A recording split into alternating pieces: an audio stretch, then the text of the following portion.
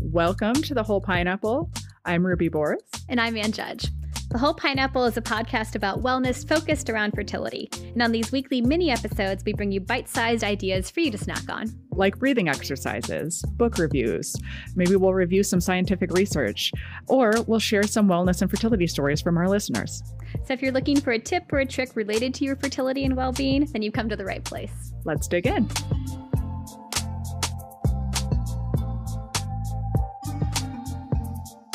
Welcome back to The Whole Pineapple. I am so excited to be able to start our first of 2023 short stacks with Jamie Mammenga, who has agreed to come back for another season for another mindful moment with Jamie. Welcome, Jamie. Thank you so much for having me. Happy New Year. I'm so glad to be here. You too. And if we do have any new listeners this year, you can go back and find any of Jamie's prior mindful moments. They are not set in time. She has been gracious enough ever since being one of our very early guests to come back. And around once a month, we try and just have sort of a reflection episode where she's going to lead us at the end through a guided meditation. And I love your episodes, and I'm so happy you're still willing to come do them with us. Thanks. It's been so fun. I'm one of those people that I definitely don't do any kind of formal New Year's resolution. I mean, there's a lot of setting yourself up for disappointment by deciding that you're going to make any giant changes just based on the seasons. But I did think, January at the start of a new year, it's a time that a lot of people are sometimes thinking about changes and patterns. And we actually got a really good listener question that I thought was a good thing to bring up. She wrote to us talking about something that she coined the term of pink line addiction. She says, it's a term I made up for my addiction to peeing on sticks after seeing a positive pregnancy test for the first time. And I feel like, that's true. I never thought about it before, but that's something that I know so many of our patients do. And you watch the line, you see, does it get darker? Does it get fainter? I've had people even, multiple weeks after confirmed pregnancy who are still doing this, even though we know that the things are going to fluctuate. It depends so much on your hydration status. She said in her email, I now empathize with a gambling addict and the thought process that drives them. And I'm wondering if other women experience this. So I thought it's such a good concept to think about patterns and what do we do when something that we're doing we know is not serving us, but we just can't stop doing it. Is that something you've ever had people bring up to you before? All the time. And I think it's not just after seeing a positive. I think sometimes it, kind of testing right away after, before they get the blood draw as well, and kind of setting themselves up for a variety of feelings around that as well. And I think what it really boils down to, at least in my mind, is there's so many things that are out of our control in this journey, like we've talked about so many times.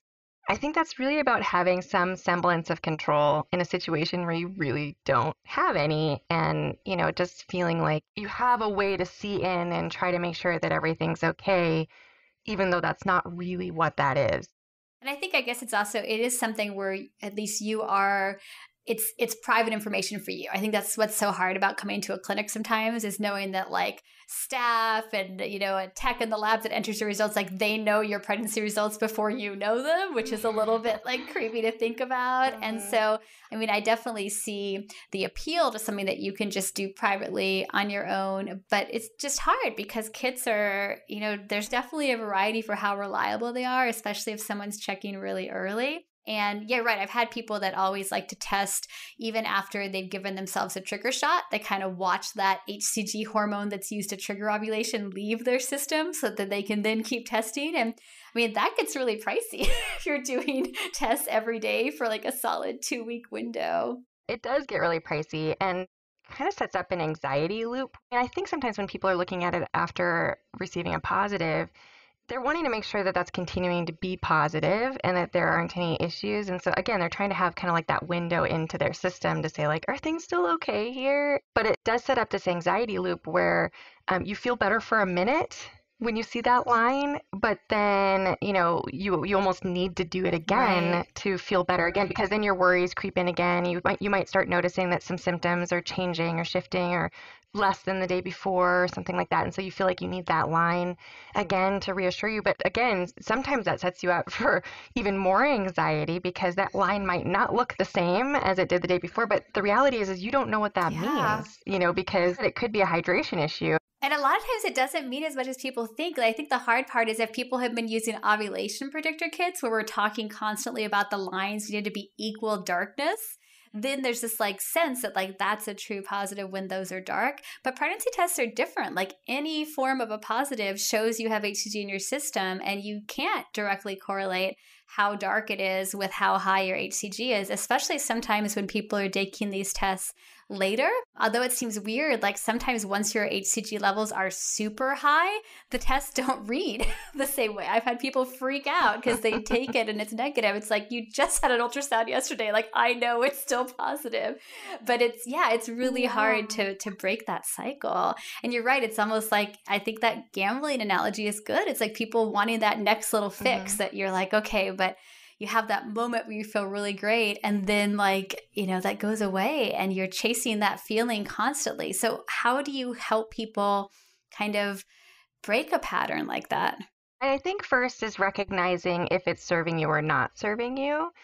Like, is it actually making you feel better long term? Is it actually giving you data that you can rest peacefully in? Because this is one of those things that isn't really. And if it's not serving you, then how do we replace it with something that is going to be more effective for you?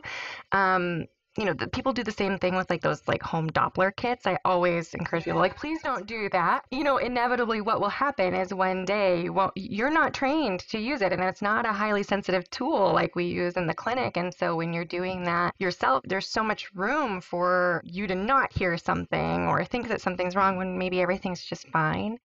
Really just, okay, when you're feeling that anxiety, what is something else you can do to help yourself in that moment to bring your mind to the present moment? Because I think we've talked about this before in our sessions, but what anxiety is, in my mind, is your brain playing a really mean game of ping pong between things in the past that were painful that you couldn't control and things in the future that you worry will be painful and you can't control. And the only time you have any control at all is kind of the here and now. That's why, counselors are always yammering on about things like mindfulness and deep breathing, because we want to help you pull your brain to where you can have some control, right? And your body to where you can have some control. And so, engaging in some, activities, whether that, something that's mindful, like people do, gardening, or they do, some people are artistic and like to paint or, color by number, or, anything that's going to help you be a little bit more present with yourself right now and not worrying about what the future might hold. And then also reminding yourself of where you get data that you can actually rest peacefully in, which is in ultrasounds, right? And then in those early stages of pregnancy blood draws, where we're seeing those HCG numbers rise at appropriate levels. So kind of reminding yourself, pulling yourself back from like, wait, it is data, but it's not really helpful data. The only time I'm really going to know what's happening is when I do an ultrasound or a blood draw. And so how can I help myself right now until I have one of those things that isn't going to create more anxiety, right? That it's going to actually relieve the anxiety. That's beautiful. And, I think there's so many things that we do that we know as we're doing them are really not that helpful. I think about people like, constantly just looping in message boards and you're just reading other people's stories and trying to analyze and compare, or like stalking celebrity pregnancy news online to like be bitter about it, or things where like, even as you're doing it, you're like, this isn't helping me, but I can't stop. That idea of some sort of a physical break is so good. Like whether you go for a walk or do one of the breathing exercises you've been leading us through, something to kind of try and break that circuit, I think is you're right, kind of the most important thing you can do. And you can ask yourself, is this helping me or not helping me? Like, I think doing what we call thought stopping, I like to do this out loud where I'm like, stop. What does that mean? So you're by yourself, you're like, stop it. Yeah, if I notice myself getting stuck in one of these loops, right, I will out loud. There's some power to saying things out loud. And so just, my husband, he's used to me doing this now. Does he think you're talking to him? He sits down, is quiet. He's like, I'm sorry. I don't know. Probably freaks my dog out, but he's pretty good now, thankfully. But but being able to just be like, no, wait, stop. This isn't helpful. Or being able to ask myself in that moment, I'm in this loop. Is this helpful or not helpful for me right now? Is this making me feel better? Is this making me feel worse?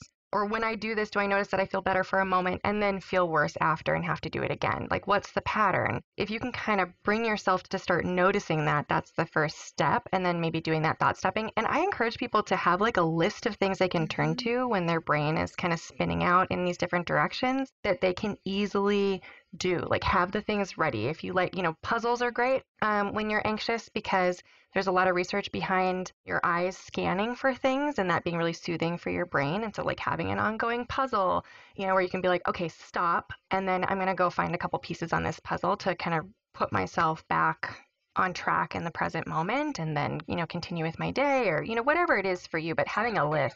I like the jewel art, like where you do the little thing and you're picking up the little one at a time colored things to put in the pattern. Yes. It's kind of like a slightly fancier paint by number, but yeah, the having to like focus on looking for the color and then the hand-eye dexterity of like poking to take one at a time and put them on the thing. Mm-hmm. Puzzles sometimes get too frustrating for me because I'm like, oh, I can't even find the stupid puzzle piece. Can't get anything right.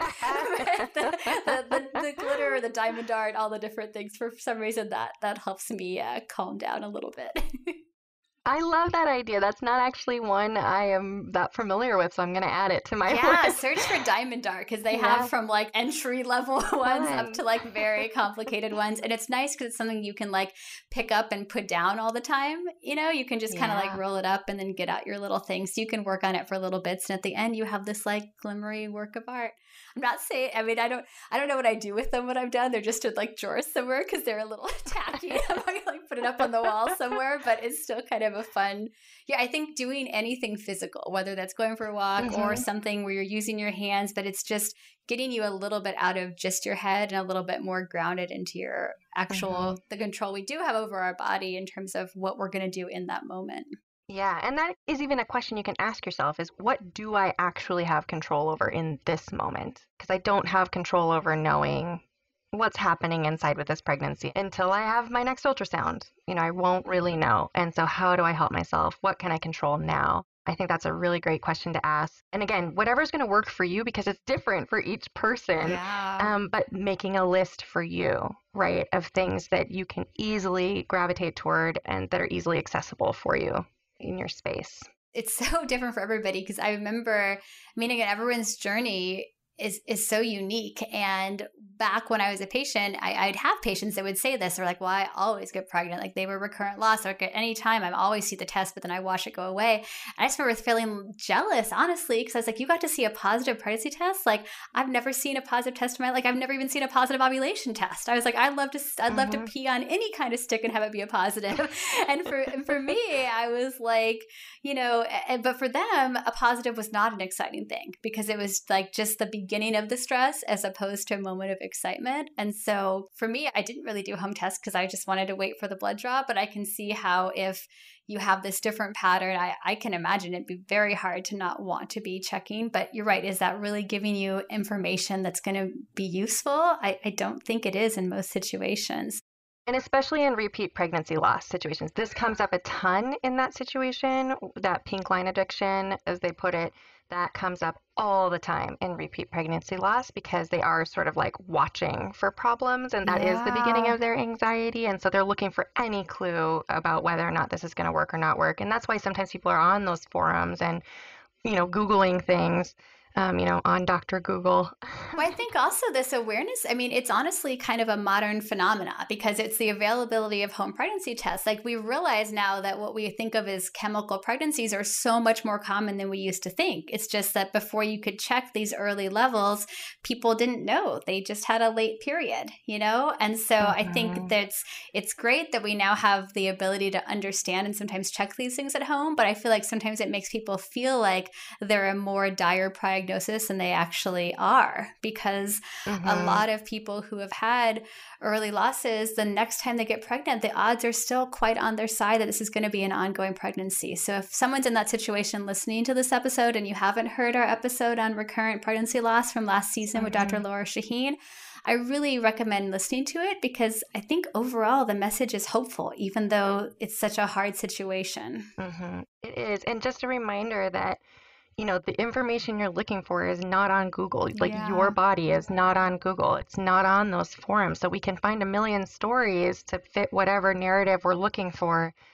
but you're not on there. And so we have to rely on kind of what information you're getting at the clinic with your medical providers. Like that's the information you can kind of rely on. I mean, of course you want to be, just making sure you can do things that feel healthy for you and, can make you feel really good about your process within reason, right? With your treatment. There's no such thing as a perfect cycle. You can't do all the right things, right? Beyond that, I always encourage people kind of stay off Google as much as you can. Stay off, if the forums are helpful and they make you feel better, great. If you start noticing that they're increasing your anxiety in one way or another, or making you feel bad, or they're sucking your time away from you, that's a cue that this is not a great place to be spending your time, and to take a break from those things, because it does become a little bit of an addiction to go on there, but sometimes it makes you feel so much worse. And I sometimes tell people to flip around that script a little bit, that what's so frustrating is kind of that lack of control, but you can also see that as a little bit freeing, that I can't control what's going to happen now. Like, it's really up to the embryo that's in there now. Like, I've done everything I need to do. Like, here I am. Like, and what happens from this point forward with the test really isn't up to me needing to, eat the right food or not vacuum or any of the weird stuff you're going to read if you're like scrolling down the message board wormhole. It's really up to things that are out of our control, but that's also a little bit freeing, because that means there's nothing that you're doing wrong or need to be doing differently. It's just having to wait for time, which is so frustrating. That's a really hard part, that waiting. But I also think that having a little bit of a mantra you can fall into or remind yourself of can be helpful. You can write it down. You can, whatever you need to do. I like to put it up on my bathroom mirror. I remember that. I like it. Always a good place for me. Yeah. But reminding yourself, hey, my embryo is in the only place. It's in the best place it can be. Yeah. Like, it's in the only place that it has any potential to be anything other than an embryo. Right? This is the only place that it could grow and become something more. And, then maybe doing some visualization around your womb. And if you're able to do this, kind of thinking of it as like a really warm and safe place. It's an incredible organ that, other areas of your body are not able to do the things that this particular organ is able to do. Yeah. I mean, it's amazing. And so, being able to kind of remind yourself of those things, it's in the best possible place that it could be. Perfectly. And that's why you want to get yourself just in the best place you can be too. That's why we talk so much about the self-care part. Take care of yourself. You've already taken care of everything to take care of for the embryo. So exactly. Yeah. And do that within reason. Yes. Right? Do that within reason. Well, I'm excited to hear what you have to say to guide us through our first meditation of the year and see how we can all be a little kinder to ourselves.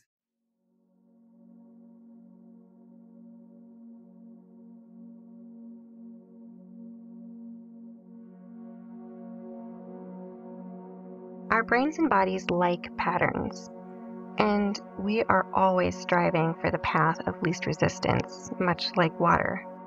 For example, children often cut across open spaces on their way to and from school. And soon, if they do that enough, the grass gives way to a pathway that becomes hardened over time. And it's the same in our brains. We learn new skills like walking, drawing, or riding a bike due to neurons in our brain firing in the same way over and over again, creating a pathway. And it's in this way that we also create habits. By laying down memory pathways we consistently return to and are rewarded for through chemical signaling in the brain. An example of this is feeling hungry and then eating something that's satisfying and delicious, and our brain and body send signals back and forth throughout the meal, which help us sense and enjoy your yummy treat and prompts us to repeat the experience. And this system works for both positive and negative experiences. When you have experienced something painful, your brain naturally tries to protect you by finding and creating pathways with the least amount of resistance and pain. And those pathways can become habits. So like we talked about earlier, if you see a pink line on a pregnancy test and you've experienced that line going away due to a loss, then you may be tempted to test frequently to ensure that the line is still present and appears strong. And this is a way of soothing your anxiety about another potential loss. And it works for a minute until those fears creep in again. And pretty soon, you're stuck in a loop of craving reassurance, having brief reprieve from fear, and then craving reassurance again when the fear returns. And once the pathway is created, it's really easy to experience a trigger to which your brain responds by saying, hey, I know what we can do in this moment to feel better. But like we discussed earlier, the reason the fear returns is that the pink line doesn't actually give you the answer you're looking for, which is, will this pregnancy be okay? Or will I lose it?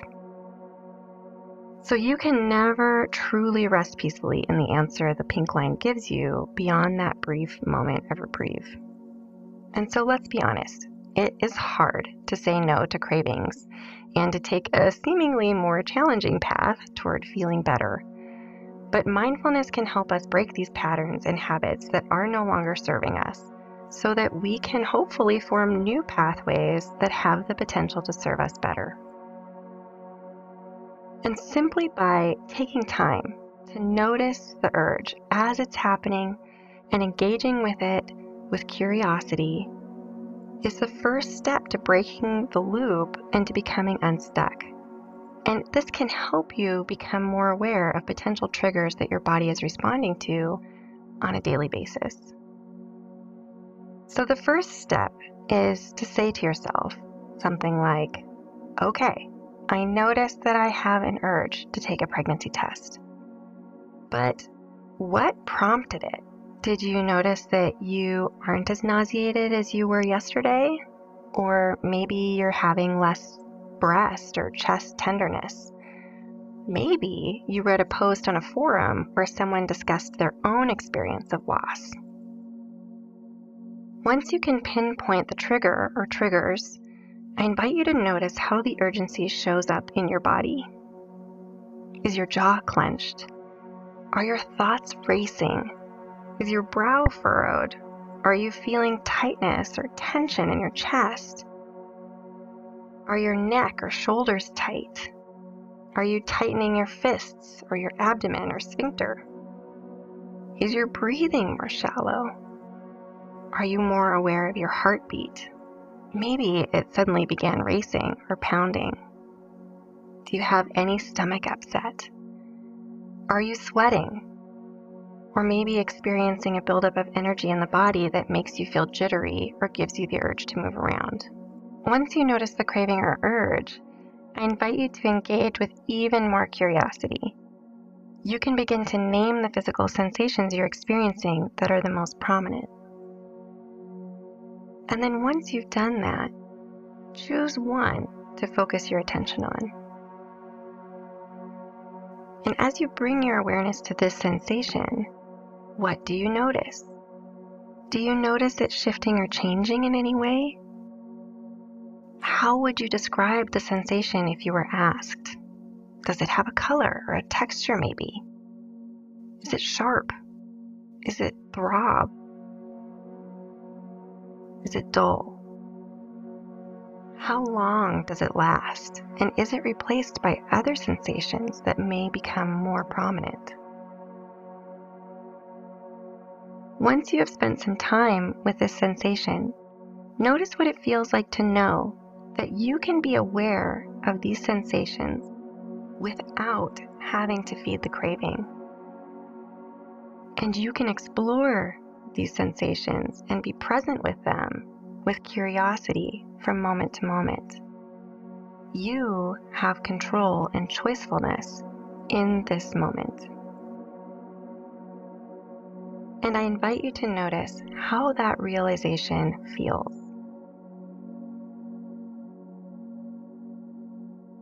Now that you've built so much awareness, I invite you to begin taking slow, deep breaths at your own pace and focus on breathing a sense of calm directly into those sensations in your body.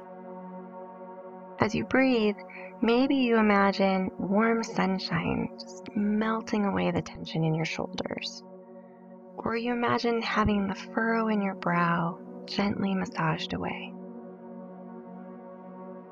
And I invite you to take time to gently engage with your body with a sense of kindness and compassion by offering it soothing touches to help reduce and relieve tension or discomfort.